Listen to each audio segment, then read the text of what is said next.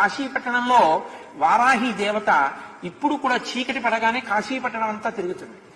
చీకటి పడగానే గుళ్ళోకి వెళ్ళిపోయి తలుపులు వేసేసుకుంది. అందుకే సూర్యోదయం అయితే ఇంకా వారాహి దర్శనం ఉండదు కాశీలో, మనం చూడలేం కూడా. ఆ వారాహి యొక్క స్వరూపాన్ని దగ్గరగా నిలబడి చూడడానికి ఎవరికి ధైర్యం సరిపోదు. అందుకని ఏం చేస్తారంటే వారాహి దేవాలయం పైకప్పెక్కి సూర్యోదయానికి పూర్వమే పైన కన్నాలు ఉంటాయి, ఆ కన్నాల్లోంచి చూడాలి వారాహిని. కన్నాల్లోంచి చూసినందుకే ఉద్వేగం కలుగుతుంది.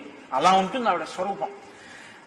లలితా సహస్రంలో చెప్తారే దండనాయకి, ఆవిడ సర్వసైన్యాధ్యక్షురాలు లలితాదేవికి. ఆ వారాహి ఇప్పటికీ కాశీలో తిరుగుతుంది. రాత్రి వేళ లోపలికి వెళ్ళిపోతుంది, తెల్లవారుతుండగా లోపలికి వెళుతుంది. లోపలికి వెళుతుండగానే చీకట్లోనే అర్చకులు అర్చన చేసేసి తలుపులేసి వెళ్ళిపోతారు.